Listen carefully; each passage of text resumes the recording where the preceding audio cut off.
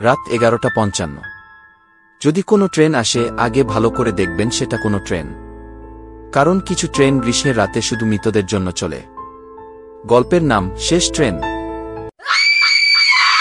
গ্রীষ্মের রাত। কলকাতার গরম এমনিতেই অসহনীয়, তার উপর বিদ্যুৎ চলে গেছে। অরিন্দম, সফটওয়্যার ইঞ্জিনিয়ার, অফিসের ক্লান্তি টেনে নিয়ে বাড়ি ফিরছে। তবে আজ আর রোজকার মতো বাড়ি ফেরা নয়। বন্ধু অর্জুনের পরামর্শে সে অন্যরকম এক শর্টকাট রুট ধরেছে, নিমপুর স্টেশনকে। রাত তখন 11টা। স্টেশন প্রায় ফাঁকা। একটা মাত্র চায়ের দোকান খোলা। হ্যারিকেনের নিচে বসে থাকা বৃদ্ধ চাওয়ালা চোখ তুলে বলল, এই রাতে ট্রেন ধরবেন বাবু? এই ট্রেনটা আসে কিন্তু ফিরতে দেয় না গি। অরিন্দম হেসে বলল, ভূতের গল্প শুনেছি, কিন্তু গরমে ভূত গলে যায় বোধ হয়। সে চা খাচ্ছিল, ঘামে ভিজে গিয়েছে জামা। মশা কামড়াচ্ছে। হঠাৎ চারপাশে নিশুতি নেমে আসে। কুকুর ঘেউ ঘেউ করছিল, হঠাৎ থেমে যায়। একটা লম্বা নিঃশ্বাস ছাড়া যায় যেন। বেশিক্ষণ নয়, 11:55 বাজতেই হঠাৎ আওয়াজ। দূর থেকে আসছে একটা ট্রেন। কিন্তু স্টেশনে কোনো আলো নেই, বিদ্যুৎ নেই। ট্রেনটা আসে চুপচাপ, অন্ধকারে। একটা হেডলাইটও জ্বলে না, সিগন্যাল দেয় না, শুধু ধোয়ার মতো ঢুকে পড়ে স্টেশনে। অরিন্দম উঠে পড়ে শেষ কামরায়। কামরাটা একদম ফাঁকা, জানালা খুলে রাখলেও বাতাস নেই। অদ্ভুত একটা গন্ধ, যেন কিছু পোড়া ধূপকাঠির সঙ্গে ধোয়ার মিশ্রণ। সে ফোনে দেবশ্রীকে বলল, ট্রেনে উঠেছি। গরমে জানালা খুলে রাখলেও হাওয়া আসছে না। ভেতরে অদ্ভুত একটা ঘেমে পোড়া গন্ধ। দেবশ্রী বলল, শোনো, তুমি ওই শর্টকাট ট্রেন ধরলে না? আজ সন্ধ্যায় আমার খুব অদ্ভুত স্বপ্ন হয়েছিল গু। ঠিক তখন ফোন কেটে গেল, নো নেটওয়ার্ক। ট্রেন কিছুটা দূর যাওয়ার পরই অরিন্দম বুঝতে পারল কিছু ঠিকঠাক হচ্ছে না। স্টেশনের মতো কিছুই আসছে না।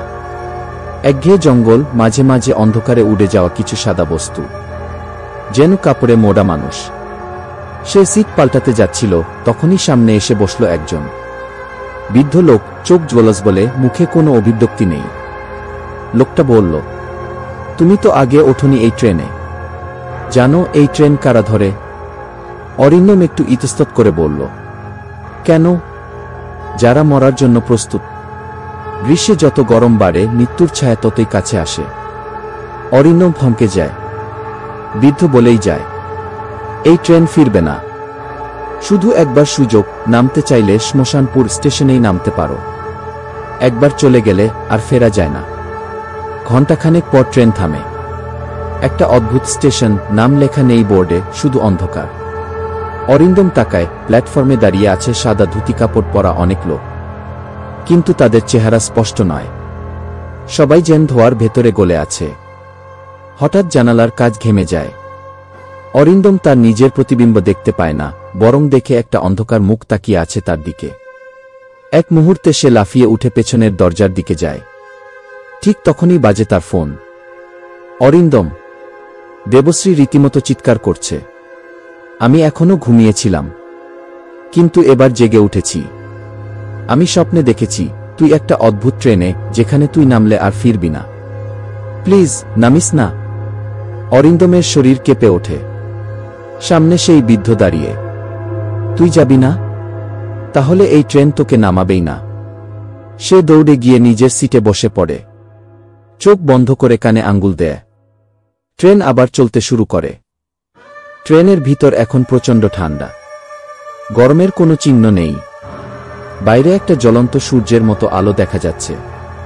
অরিন্দম জানে এটা সূর্য নয়। হঠাৎ করে ট্রেনটা ধাক্কা খেয়ে থেমে যায়। চারদিকে কুয়াশা। সে চেতনা হারায়। পরদিন সকাল।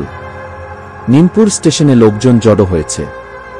স্টেশনের এক ফাঁকা কামরায় এক যুবকের দেহ পড়ে আছে। চোখ খোলা, কিন্তু প্রাণহীন। পুলিশ এসে দেখে সেই কামরাটি গত 25 বছর ধরে বন্ধ। কোনো যাত্রী তাতে ওঠেনি। কিন্তু স্টেশন মাস্টার বলে, কাল রাতে ট্রেন তো এলোই না। চা দোকানদার হরিপদ বলে, আমি সাহেবকে দেখেছিলাম, একা দাঁড়িয়েছিল। আর একটা ট্রেন এসেছিল, কোনো আলো না নিয়ে, কোনো আওয়াজ না করে। সাহেব উঠে পড়েছিল, তারপর আর নামেনি। দেবশ্রী আজও ফোনের সেই রেকর্ড বাজায়।